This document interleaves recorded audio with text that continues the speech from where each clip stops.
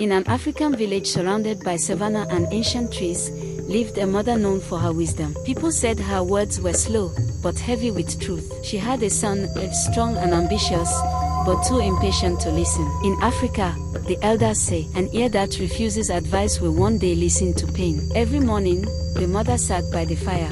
She watched the wind, the birds, the faces of the village. Her eyes carried the marks of time and experience. She could recognize dangerous paths before anyone walked them. And in her heart, she felt that her son was moving too fast, without seeing where he was going. The son dreamed of wealth and recognition. The village seemed too slow, too poor, too small for his ambitions. He wanted to succeed quickly, to show the world he was meant for more than this simple life. To him, traditions were chains, and his mother's advice, words from another time. One evening, the mother called him to her side. Her voice was gentle, but firm. She said, "My son, do not chase what only shines. The shortest path is not always the safest." The son smiled with arrogance. He did not listen to understand, he listened only to reply. The next morning, he left the village without looking back. He believed he was walking toward freedom and success. He thought he was finally leaving slowness and limits behind. His mother remained silent. She knew some lessons are not learned through words, but through hardship. The city was loud, fast, and unforgiving. Promises were everywhere,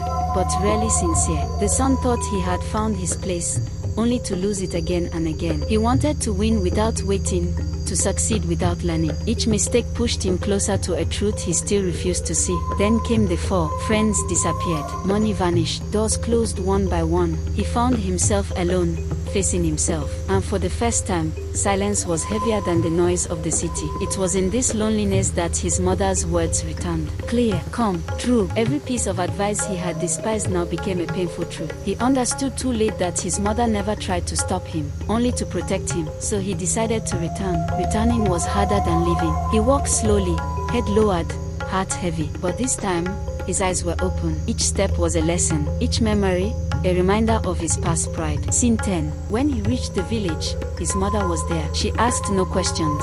She made no reproaches. She simply opened her arms. And the son finally understood this. A mother's advice is like invisible roots. You do not see them, but without them, the tree falls at the first strong wind. Final line. If you are still able to listen to advice, then you are still able to avoid certain pains. Listen while there is still time.